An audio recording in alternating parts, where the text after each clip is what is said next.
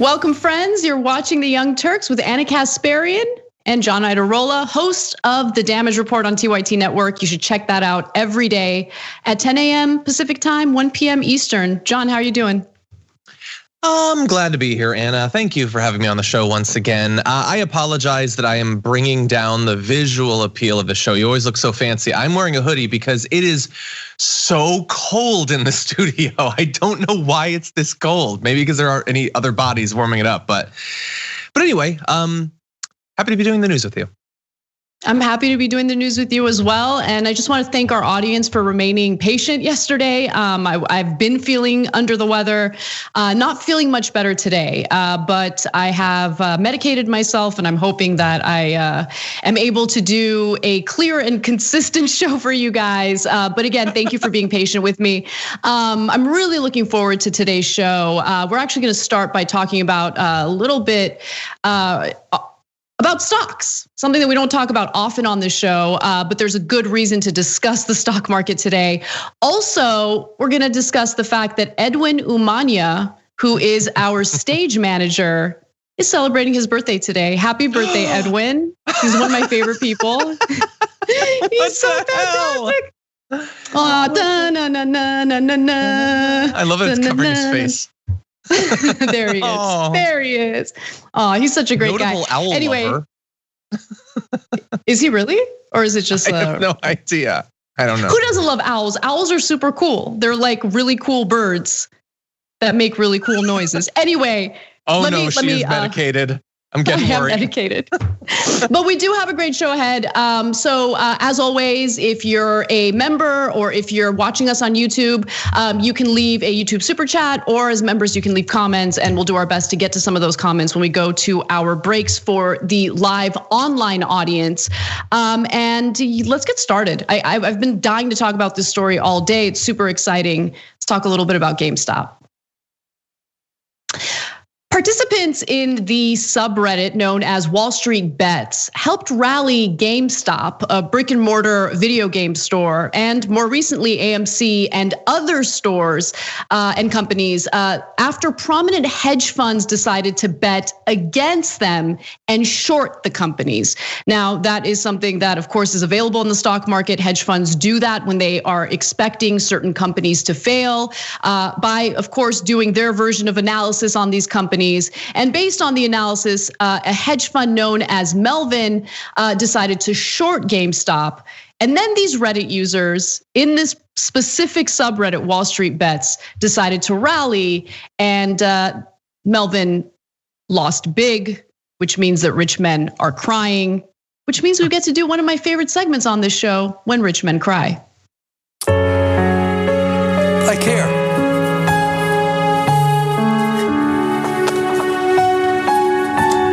That's it.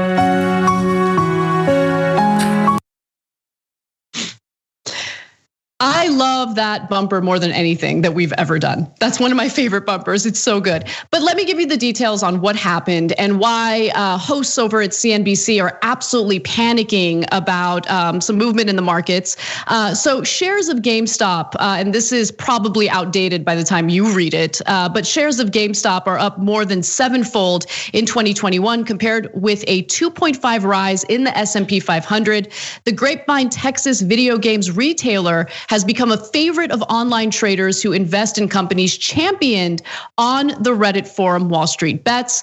Now, what did these investors do? Well, they target short sellers who are betting that shares will fall due to what they see as the firm's business challenges. Goldman Sachs Group's Inc. basket of the 50 stocks with the highest short interest, Wall Street wagers, and the shares will fall, was up 25% for the year through Friday. Now, surging prices in heavily shorted shares such as GameStop have led to large losses at hedge funds that bet against stocks, prompting an emergency $2.75 billion deal to rescue one such firm. And the firm that we're talking about here is Melvin, right? So they're one of the hedge funds that decided to short GameStop. The subreddit Wall Street Bets decided, why don't we rally? Why don't we buy up these shares? They did that. and of course that increases the value of the shares.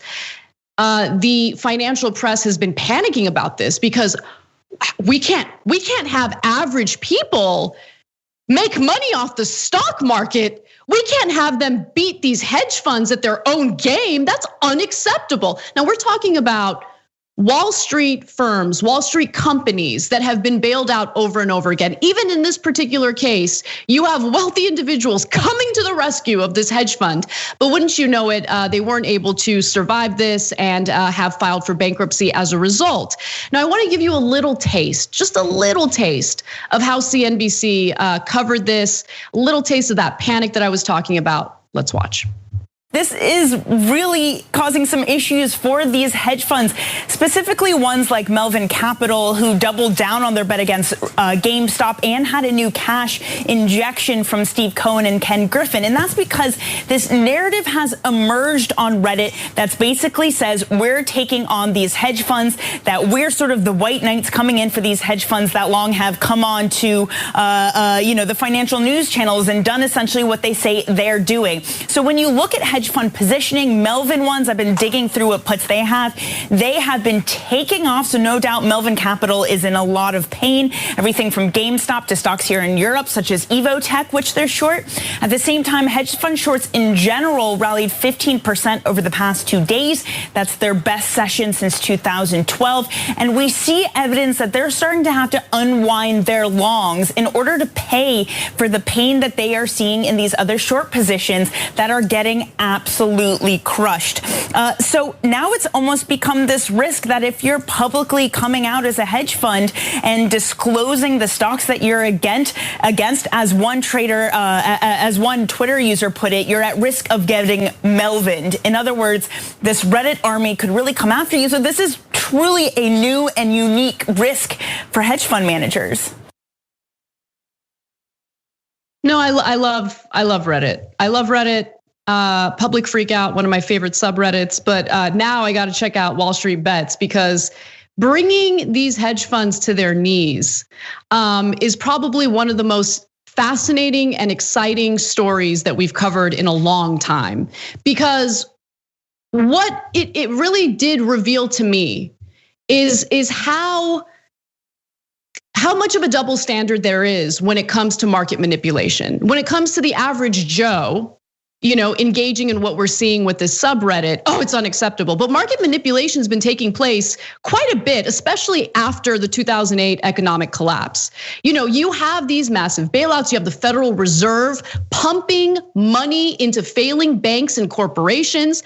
And then I don't know, how many segments did CNBC do to talk about how the market is manipulated by these very companies and banks who then take that money, right? Zero interest money in many cases, and then buy shares of their own stock, artificially inflating their stock value. They pay dividends to their investors, right? When, hey, why did you need that? Why did you need liquidity? Why did you need the Federal Reserve to jump in and help you with liquidity when you're not actually doing anything to reinvest in your business or ensure that your business doesn't go under? All they do is turn around and they buy shares of their own stocks. They pay dividends to their investors. And that's also what happened after Trump's tax cuts for the rich, by the way. There was a giant influx in corporate stock buybacks following that. That kind of market manipulation, John, totally acceptable. But when you have average people rallying to, helping to rally GameStop and other companies that have been shorted, we got to do something about that. Oh, and they did, which I'm sure we'll get to. Some of the individual traders, the apps, even the Biden White House is looking at the situation. We'll see which side they come down on in the end. But yeah, as you listed, there's a number of different ways that the stock market is manipulated or artificially moved in one direction or another. I generally think that almost all of it is absolute BS based on almost nothing. As I talked about in the damage report, Tesla, like Elon Musk, made how much money over the last year? Tesla's doing a little bit better. What fundamentally about Tesla is so different than it was 7 months ago? Like, it's not based on anything. But in terms of the manipulations, let's also bear in mind that the particular mechanism that the Redditors are manipulating here, or that they're targeting these hedge funds for, that itself is in effect often a manipulation of the market. When they do these bets against these stocks, that is hypothetically, in a shallow sense, just the sort of gambling that rich people do with other people's money. But when massive hedge funds do that to a company, it puts out a very strong signal that this is a company that's going down. You would be stupid to put your money into it at this point, in theory, because why would these hedge funds be doing that if they believe that there was any chance that these stocks would rise in value? And so that can put a negative pressure on the stock price, making it even more difficult for some of these companies to come back. And we could go into any of the individual stocks, what we think about, GameStop as a company or its practices or anything like that. But this is sending a strong signal to Wall Street that their habitual manipulation of the market via what Melvin and others were doing in this case is something that could be exploited, unless maybe Wall Street or the traders come up with some way to lock regular, sort of low money investors out of the process, which seems like something they are working on. Yeah, it certainly does appear to be something that they've already implemented to some extent, which I'll get to in just a second. But first, I want to make sure that I disclose a few things because it's important. Clearly, we are not financial advisors. Clearly, we are not experts in this field. So I don't want anyone to watch this and take any of it as any type of financial advice or investing advice. It is not. Also, I am not interested in having a conversation about, any particular regarding GameStop or Nokia or any of the companies that are kind of being shorted by these hedge funds. And then, you're seeing the Redditors kind of helping to rally for these companies. I'm sure they have business practices that I disagree with, but that's not what this discussion is about. This is a discussion about the entire financial system and how, for me, it's become abundantly clear that it's okay for this system to be rigged in favor of people who are in, privileged positions. But once you have average individuals coming together to essentially put their minds together and beat these hedge funds and these Wall Street firms at their own game, that's when the panic sets in. For the financial press, for people who have been, completely silent on the type of Wall Street manipulation that's been going on for a long time now. I mean, the stock market is a house of cards, which is why it's been so frustrating to hear politicians like Donald Trump consistently put out this message about how our economy is booming. And then he notes that the stock market is doing well. The day that the Capitol was breached and those rioters caused all that vandalism and chaos, stock market was doing swimmingly. It was doing so well. Throughout this pandemic, it's been doing so well. Remember, nearly 50% of Americans are not invested in the stock market at all. So when you hear the financial press panic about what's going on today, just understand that they're panicking on behalf of people, a very small group of people. 10% of Americans, only 10% own the vast majority of stocks, right? So when we look at who's invested in the stock market, and when you hear the financial press talk about how dangerous this is and how people can get hurt, understand that they're talking about people who are already tremendously wealthy. I'm not trying to minimize the possibility of pensions somewhere down the line getting hurt by this kind of activity. I can't predict, I don't know for sure. But what I do know is the majority of the analysis and commentary I've seen about this, demonizing this subreddit, seems to employ this double standard that's incredibly frustrating. With all of that said, there was a fantastic interview on CNBC this morning that I want to share. And so let's go to the first video and you'll see exactly what I'm talking about. I think that what you're seeing is essentially a pushback against the establishment in a really important way. You have a lot of people, and I would encourage anybody who is dismissive of this thing to go into Wall Street Bets and actually just read the forums. And I think that you're going to see three kinds of posts.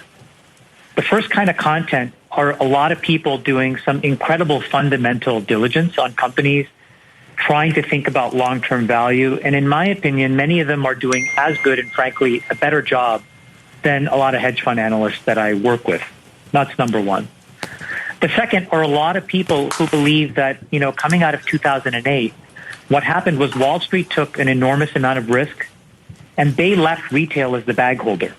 And a lot of these kids were in grade school and high school when that happened. They lost their homes. Their parents lost their jobs. And they've always wondered, why did those folks get bailed out for taking enormous amounts of risk and nobody helped and showed up to help my family? So that was Chamath, who's the CEO of Social Capital. I'm not even going to attempt to say his last name because I don't want to insult him by butchering it. But he's absolutely right. John.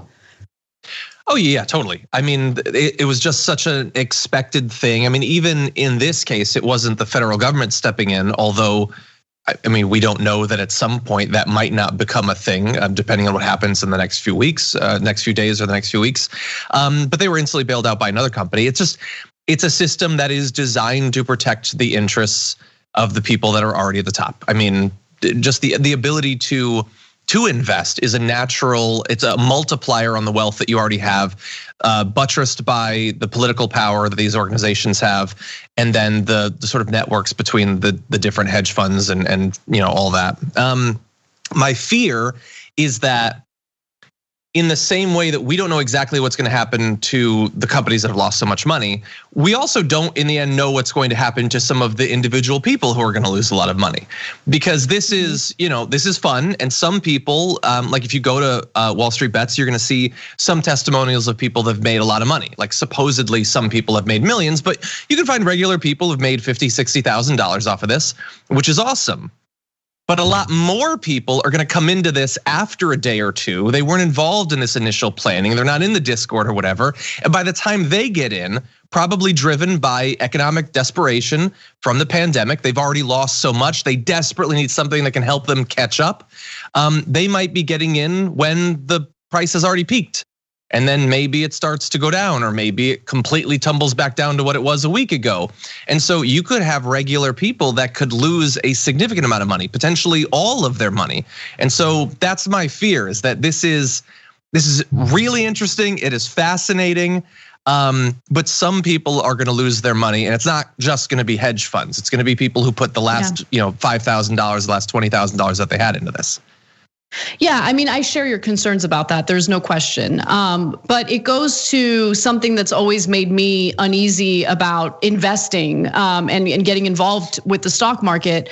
And to be sure, if you're in America and you've decided to be cautious because you know exactly what's happening in the stock market, you don't believe in investing in a house of cards, you're going to lose money, right? This country does not in any way incentivize you to just simply save your money. Like, it incentivizes you to gamble with it in the stock market that's artificially inflated, and that's terrifying, right? So my overall point is, this system has been set up in a way that artificially inflates the value of these shares, that's built on this house of cards. It's manipulated to the point where it's completely disconnected from the real economy. And so hedge funds have been able to manipulate it. The Federal Reserve has been able to manipulate it. And no one seemed to really raise any alarm about that previously. I mean, there would be a few progressives. Nomi Prinz is one of my favorite people who actually left Wall Street to be a whistleblower and a journalist regarding Wall Street practices. And she's been talking about, what's been going on with the Federal Reserve pumping money into these failing companies and banks for years. And no one else has really been raising any alarm about that. So why is it that it had to be a subreddit doing what they did with GameStop for the financial press to realize, oh, wait a minute, it's super easy to manipulate the market. Maybe this is a bad idea. Sure, but how about instead of immediately focusing on randos on the internet, let's focus on people who actually have power, who have set up the system this way. Let's really ask ourselves whether or not what the Federal Reserve is doing is beneficial to this country, to the financial markets overall in the long term. So I want to go to the second video featuring Chamath. He just makes one great point after the next. And I think what he says about this being a political statement against the establishment is just right on, hits the nail on the head. Let's take a look at the next video. Instead of having idea dinners or, quiet, whispered conversations amongst hedge funds in the Hamptons. These kids have the courage to do it transparently in a forum. And I'm not saying all of it is perfect by any means, but I think it takes an enormous amount of faith in the system to be that transparent, to talk about things, and then for each individual to make their own mind up and to do things, whether it's to buy and to sell. In a world of zero interest rates and quantitative easing, I don't know how you can run a typical hedge fund strategy and make money anymore. Because, for example, when you looked at GameStop, a normal person would say, how can you have 136% short interest? How can you be short 40% more shares than actually exist in the world? To a normal person, that doesn't make any sense. But to a Wall Street mathematician, that's the game that has been played for years. And that game came undone. Yep. And that's exactly what I'm talking about when it comes to the Federal Reserve pumping money into failing banks and companies. It's known as quantitative easing. Definitely read Nomi Prinz's book about this collusion. It's fantastic. It is not about Russia. It's about the Federal Reserve and how it manipulates the financial markets. John, did you want to say something? Yeah, I think, the point that he made about how little sense it makes to regular people can be applied to a lot of aspects of this. I mean, back, one of the big things that contributed to the financial collapse more than a decade ago was the derivatives market. And when people find out that like the total amount of outstanding derivatives is like 10 world economies or something like that, look, again, I'm not just not a financial advisor. I'm barely qualified to manage the investments I have right now.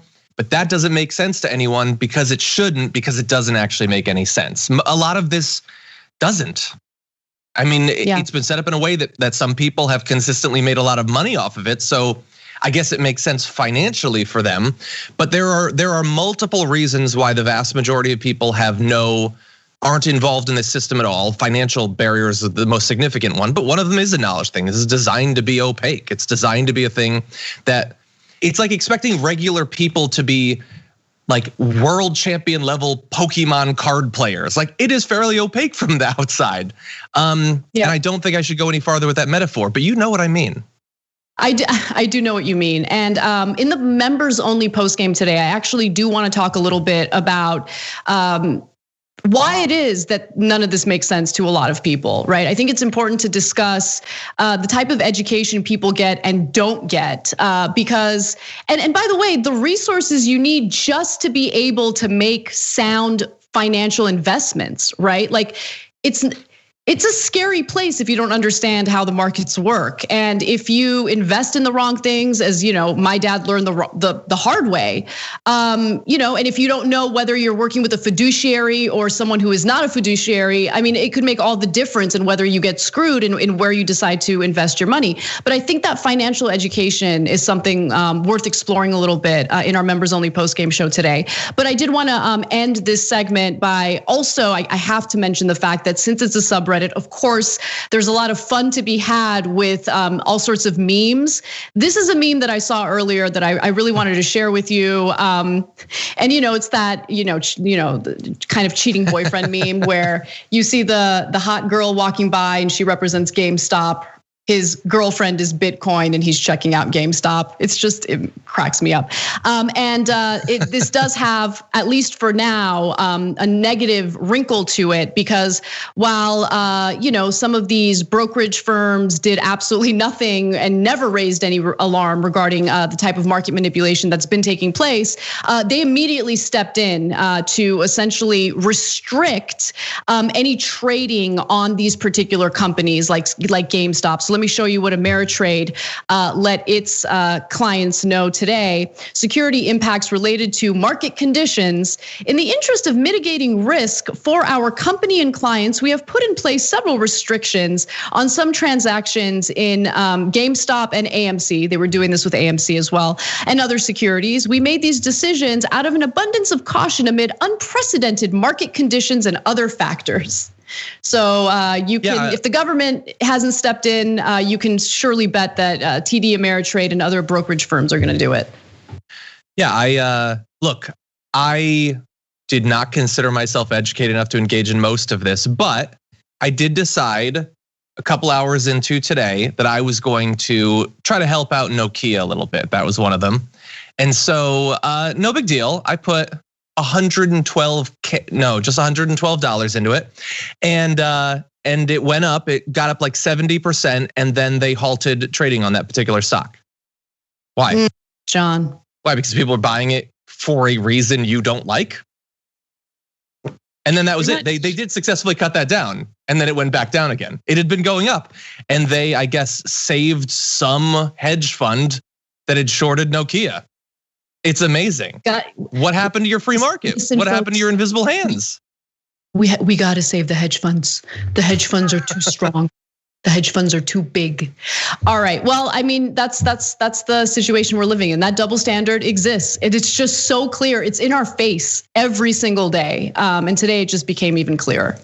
Anyway, we got to take a quick break. When we come back, we'll switch gears and talk a little bit about where Congress stands on coronavirus relief.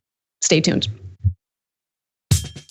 We need to talk about a relatively new show called the Republic, or UNFTR. As a Young Turks fan, you already know that the government, the media, and corporations are constantly peddling lies that serve the interests of the rich and powerful.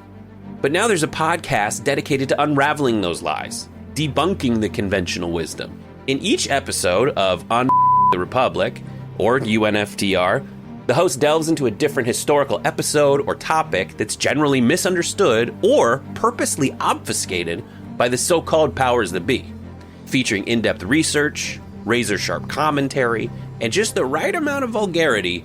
The UNFTR podcast takes a sledgehammer to what you thought you knew about some of the nation's most sacred historical cows. But don't just take my word for it. The New York Times described UNFTR as consistently compelling and educational, aiming to challenge conventional wisdom and upend the historical narratives that were taught in school. For as the great philosopher Yoda once put it, you must unlearn what you have learned. And that's true whether you're in Jedi training or you're uprooting and exposing all the propaganda and disinformation you've been fed over the course of your lifetime. So search for UNFTR in your podcast app today and get ready to get informed, angered, and entertained all at the same time.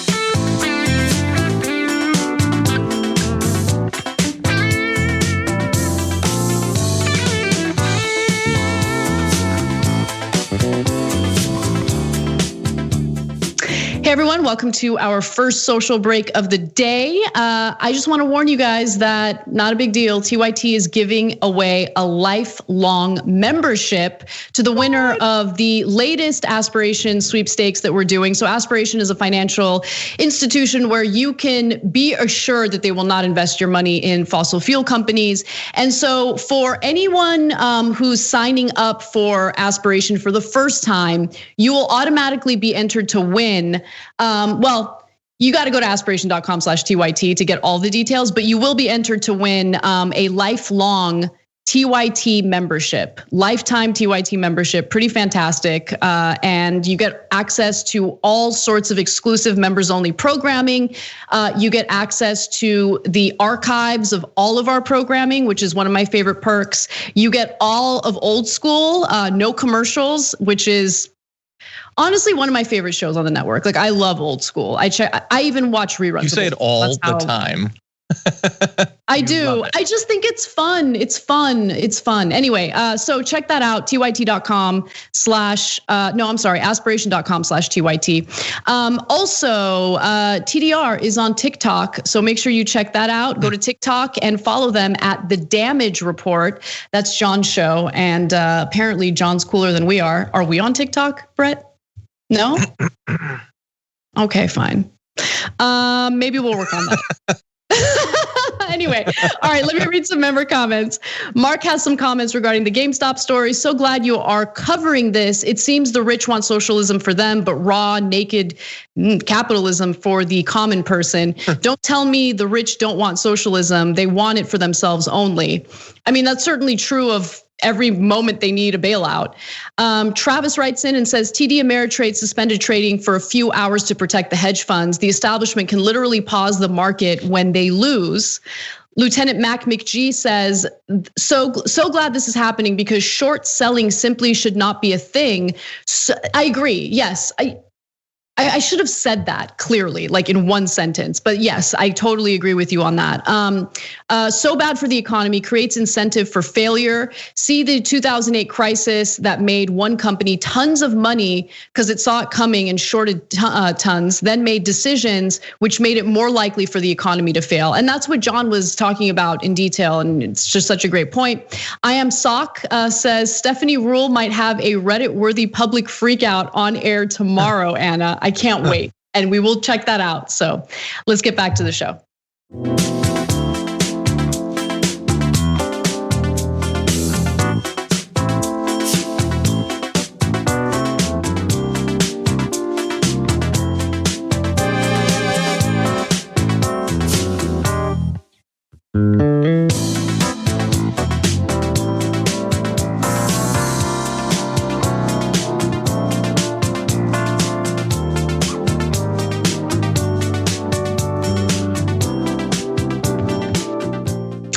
Hey everyone, welcome back to TYT. Anna Kasparian and John Idarola with you. Now let's talk a little about the coronavirus relief package and where it currently stands.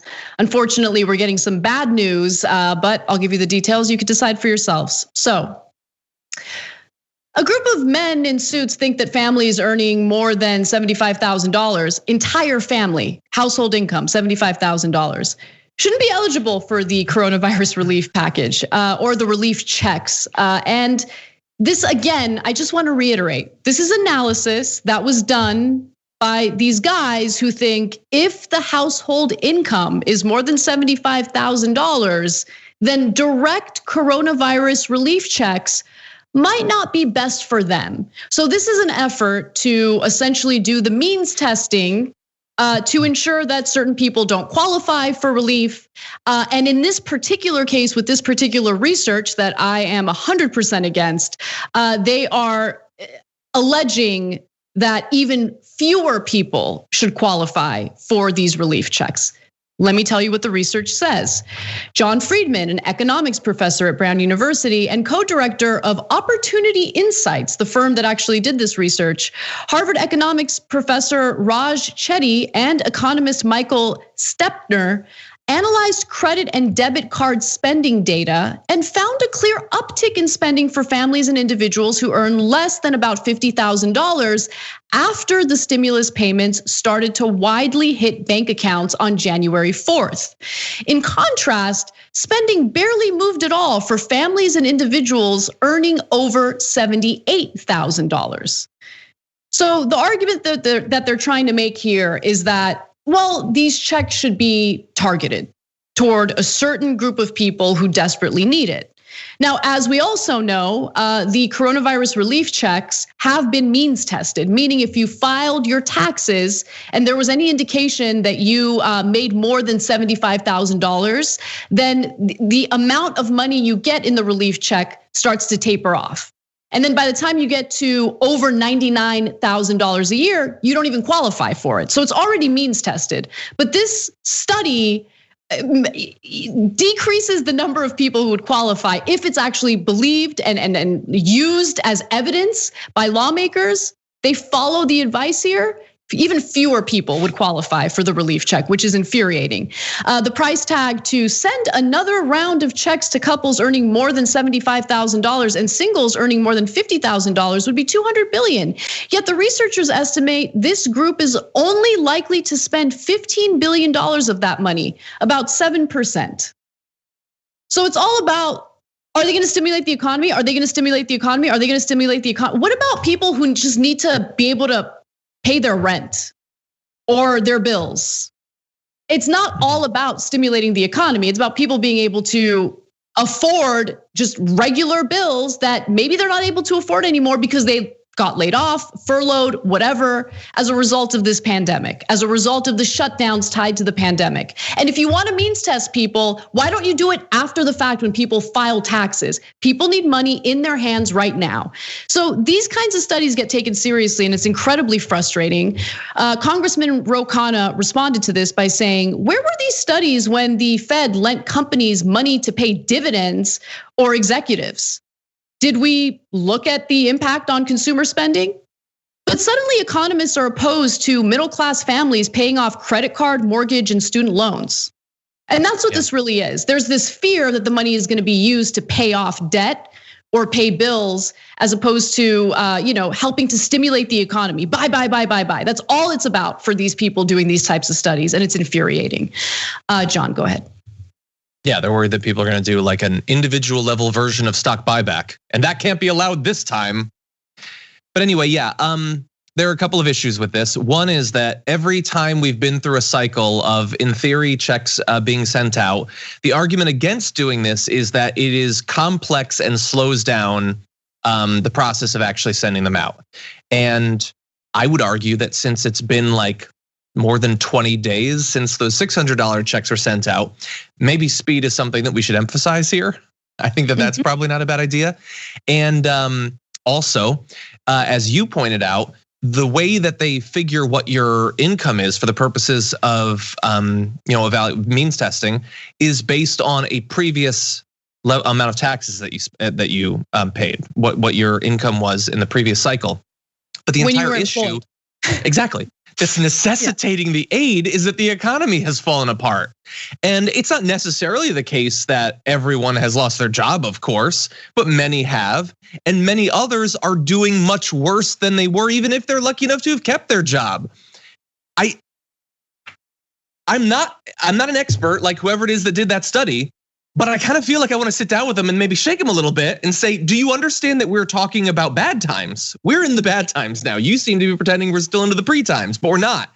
That's the whole thing. And it really just does come down to the people who are making these decisions, for the most part, aside from a few who seem to understand things, are entirely disconnected from the reality of what families are dealing with. They don't understand it. They haven't been working class, if at all, for decades. They haven't really struggled for decades. And it's been so long since significant aid was sent out. No, you're absolutely right. And again, if there's this fear that people who are still employed, white collar workers who are making six figures and they don't need this aid would end up getting this relief money, okay, fine. I understand the concern. You want to make sure that the right people get the relief that they need. But why don't you wait until they file their taxes? And if it shows that they had a considerable amount of income and they didn't necessarily need that government aid, then you tax them and get that money back. But that's not what they're doing. I mean, they're playing these games that's incredibly frustrating because it not only delays money in people's hands when they desperately need it, but it shows you that there's like all this deep thinking and analysis when it comes to providing aid for the needy, for individuals, for workers, versus all these companies that got the money they needed right away. Influx, infusion of cash, infusion of liquidity for banks and corporations. No questions asked, trillions of dollars, no questions asked. Stop nickel and diming the American people. Want to know who loves to nickel and dime the American people? Someone who should have lost her re-election bid, Senator Susan Collins. Embarrassment, not just to the Republican Party, but to this country. She said that it's premature to be considering a plan on the scale Biden had requested. Remember, Biden has proposed a $1.9 trillion coronavirus relief bill that allocates money for vaccine production and distribution. It does have, a provision in there for direct checks to Americans, $1,400. Of course, I would like it to be $2,000, but it'll. At TYT, we frequently talk about all the ways that big tech companies are taking control of our online lives, constantly monitoring us and storing and selling our data. But that doesn't mean we have to let them. It's possible to stay anonymous online and hide your data from the prying eyes of big tech. And one of the best ways is with ExpressVPN. ExpressVPN hides your IP address, making your activity more difficult to trace and sell to advertisers. ExpressVPN also encrypts 100% of your network data to protect you from eavesdroppers and cyber criminals. And it's also easy to install. A single mouse click protects all your devices. But listen, guys, this is important. ExpressVPN is rated #1 by CNET and Wired magazine. So take back control of your life online and secure your data with a top VPN solution available, ExpressVPN. And if you go to expressvpn.com/TYT, you can get 3 extra months for free with this exclusive link just for TYT fans. That's expressvpn.com/TYT. Check it out today. Also includes unemployment benefits to the tune of $400 per week up until September, I believe. But anyway, the argument coming from Senator Collins is, well, we just passed a $900 billion coronavirus relief package that gave you $600 whole dollars. I mean, isn't it premature? Do you guys really need more than that? What's wrong with you? Absolute trash. And Ro Khanna is on a tear because he responded to that by saying Susan Collins doesn't get to decide what national policy is. Joe Biden does.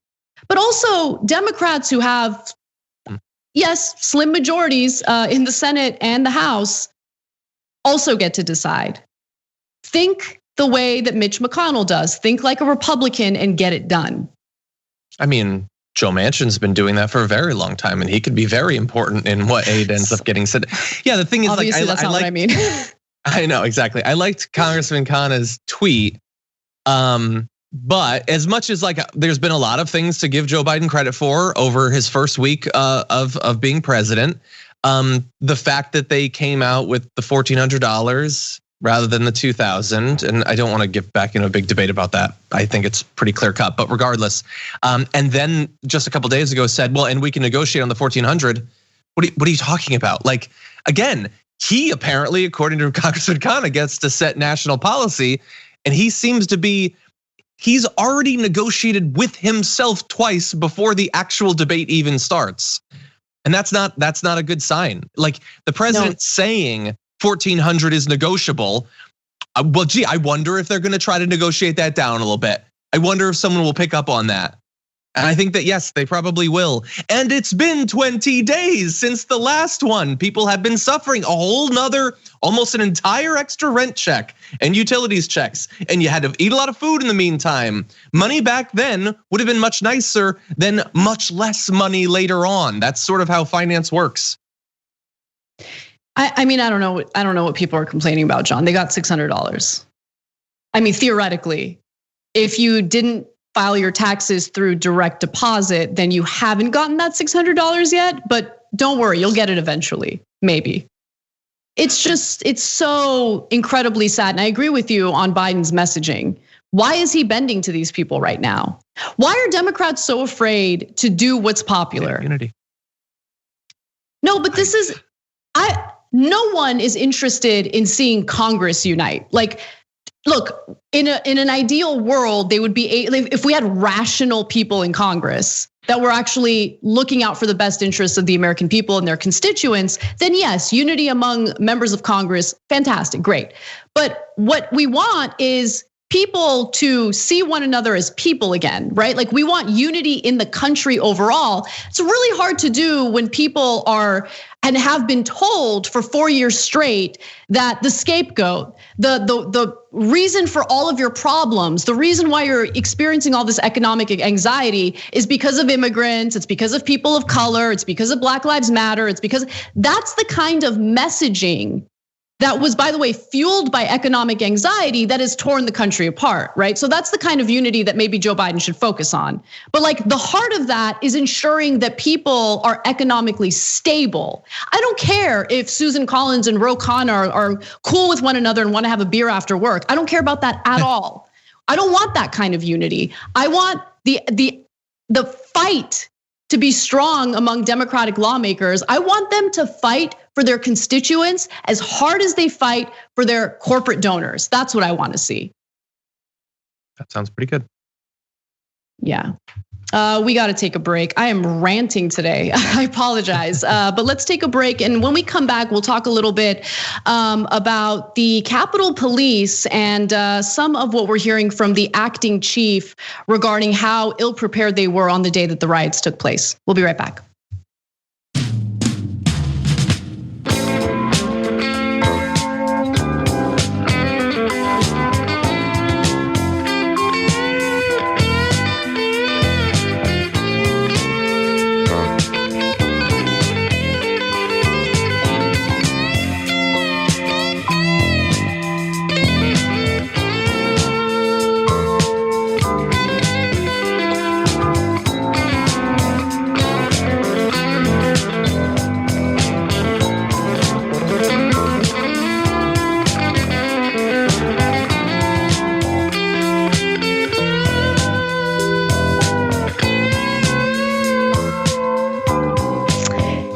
Welcome to our social break. Just a quick announcement regarding programming. So Happy Half Hour is now on Twitch. And you can actually watch it tonight exclusively on Twitch at 8:30 p.m. 8:30 p.m. Eastern time, 5:30 p.m. Pacific. Just go to twitch.tv/TYT. Also, I'm going to thank our new YouTube members, Gregory Contrell and also Brian Ingram. Thank you so much. And Laura Moss upgraded to Essentials. Thank you. Sir Smoke It Right 74 upgraded to Premium. Thank you. I really appreciate it. Let's read some super chats. Rob Shively writes in and says, Anna, every day we get to see more and more of your thank you. Journalistic integrity, and we love you more each time. Don't stop, never stop. GameStop. No, he didn't say GameStop. You got this on lock. Now, every time I hear don't stop, won't stop, I think of GameStop. It's crazy. Adam DeMont writes in and says, can we all send KY jelly to those hedge funds because that has got to hurt? Oh my God. That was a masturbation joke. Joshua Newton writes in and says, I love Anna's tweet. Was literally on the front page of, Wall Street Bets like a few hours ago. That's kind of exciting. Hey guys. Rachel Erwick writes in and says, watching the centrists dropping the ball on relief checks is infuriating. Are they trying to lose big in 2020? I'm sorry, 2022. It sure looks like it. Well, they're about to find out. Songs of Sovereignty writes in and says, it's like Charlie Brown and Lucy. They keep going on yanking relief from people who need it the most. Yeah, it's really hard not to feel despair and complete embarrassment by some members of the Democratic Party. But they don't have a reason to cower in this moment. Biden has no reason to try to appeal to these Republican lawmakers who have made it clear that they have no interest in working with him on his relief bill. Just do whatever it takes to get it done. And of course, the other side of it, guys, and this is a little bit of good news, is that we're hearing more and more from Democrats who are not progressive, people like Chris Coons, who are advocating for using reconciliation to get the relief bill passed. So it's a little bit of a light at the end of the tunnel. Once you have those corporatist Democrats saying, all right, fine, it looks like we're gonna have to use reconciliation, that's a good sign. The question is, what are we gonna do to hold Joe Manchin accountable if he tries to serve as an obstacle to passing a relief package through reconciliation? Because remember, you still need 51 votes. But anyway, of course, we're gonna stay on that story and give you as many details as we can as we learn them.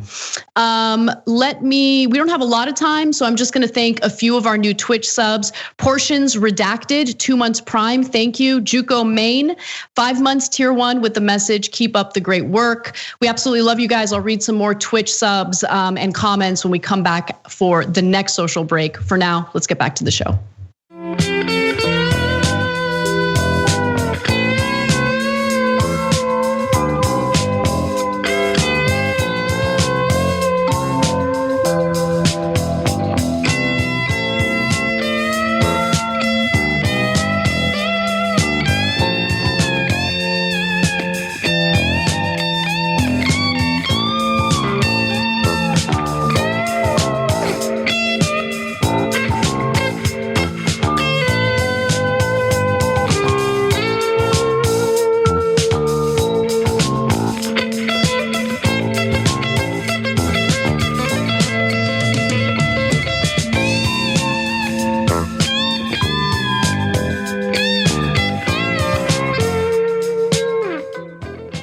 Welcome back to TYT. John, I'm not sure if you saw this today, but the Department of Homeland Security issued some sort of warning about the risk or threat of domestic terrorism. They claim that they don't have any type of evidence that there is any type of imminent domestic terrorist attack on the way, but they are concerned that following Biden's inauguration, that there are people plotting for more domestic terrorist attacks. That kind of stuff drives me crazy because if you don't have evidence that there's something being plotted in this moment, why are you scaring people? I don't get it, but go ahead. Is it that they just don't have anything specific? Because if you just say there might be violence somewhere at some time, I don't know what I'm supposed to do. I feel like I'm kind of just gonna go about my day. I too share the concern that domestic terrorism could happen somewhere at some time. I've felt that way consistently for some time. I don't know. A lot of Americans think that on March 4th, Donald Trump is going to be inaugurated as the president of America because Biden wasn't. Biden was inaugurated of the corporation that replaced America back in the 1880s. I don't know if you know that, Anna, but that is a thing that millions of Americans believe is true. Maybe there will be violence after that not happening. Well, that's definitely concerning. I hadn't heard that one yet. But one person that we are hearing from now is the acting chief for the Capitol Police. And I want to share some of what she had to tell congressional lawmakers regarding the day of the Capitol riots. So the current acting chief for Capitol Police has admitted that the department was definitely ill prepared. And I mean, it was clearly ill prepared. We could see it from video and all the news reports that came out after the Capitol Hill riots. Now, the department apparently knew. They knew that militias and white supremacists would pose a threat on that day. And yet they were still ill prepared. So let me give you a little detail into what Yogananda Pittman, who's the acting chief of the Capitol Police, told the House Appropriations Committee. She called the insurrection a terrorist attack and offered her sincerest apologies on behalf of the department. Pittman also said the department was aware of a strong potential for violence targeting Congress and did not take the appropriate steps to prevent it. Now, remember, the previous chief, the person who was in charge of Capitol Police when the riots were happening, was forced to resign. But Pittman has been in a leadership position within the department as well, and some are calling on her and other components of the leadership to essentially step down because of how much they failed that day in keeping the Capitol safe. She also told Congress, quote, "Let me be clear, the department should have been more prepared for this attack. By January 4th, the department knew that the January 6th event would not be like any of the previous protests held in 2020. We knew that militia groups and white supremacist organizations would be attending. We also knew that some of these participants were intending to bring firearms and other weapons to the event." And so she continues to inform Congress that the Capitol security infrastructure must change and that the department needs to access additional resources, both manpower and physical assets. So additional resources, that's an interesting statement. Now, she brought up the fact that their radio system wasn't working properly, and maybe that's what she's referring to regarding additional resources. But it appears that a ball was dropped when it came to requesting cops for that day. Like someone dropped the ball, and I'll give you the details on what she's alleging in just a moment. But John, what do you think about her testimony so far? Yeah, I mean, it seems consistent with what we've heard in like on to the 6th and in the immediate aftermath of it. It seems consistent with that. It seems consistent with, we had been talking about the likelihood that there was going to be chaos, not necessarily to the extent that there was, but that a lot of people were going to be going there, and a lot of them believed that the future of America was on the line.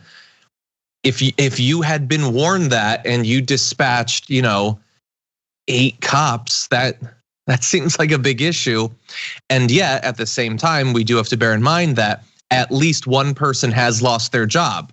which means that while there hasn't been much accountability, there's been more accountability for the people who didn't prep properly for it than there have been for the people who caused it to happen in the first place, which that seems a bit bizarre too. Yeah. And so let me talk a little bit about the leadership and what allegedly happened behind the scenes regarding requests for additional officers.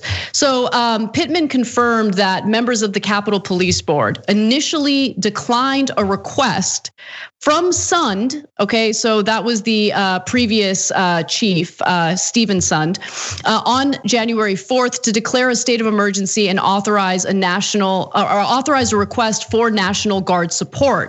Now, former Capitol Police Chief Stephen Sund said that he informally contacted the DC National Guard to see how many people could be sent to the Capitol on short notice. Sund said the now former House Sergeant at Arms, Paul Irving, wasn't comfortable with the optics of formally declaring an emergency ahead of the expected protests over the presidential election certification. Fascinating. That's really interesting. Yeah, I mean, there were some optics in response to Black Lives Matter protests that didn't really seem to be a problem for authorities. I mean, we didn't hear many of them speak out about the optics there. They seemed very well prepared, overly prepared to respond to peaceful protesters. And with Donald Trump's demand, they decided to rain terror. Authorities, federal agents decided to rain terror on both journalists and demonstrators last summer. But when it came to this, when it came to these militia groups, these right-wing gangs who had been openly planning to do these riots on social media, it is kind of curious that A, they knew about it, they knew that it posed a threat, and B, they were much more concerned about optics than ensuring that they were prepared to respond appropriately to what we experienced a few weeks ago at the Capitol. Yeah, well, at least it ended up not being optically an issue that whole day. And in terms of the optics, are there people who would have preferred that for some of these protests, they like, for instance, back in the summer BLM protests, or even some of the Capitol protests in the early fall, that there hadn't been, enough cops to take an Iraqi city? Sure, that optically doesn't look amazing. But is that like in our top 10 complaints about the way those things went down? Like, the issue isn't seeing that a cop has pepper spray, it's them spraying literally everyone they can see in the face with it.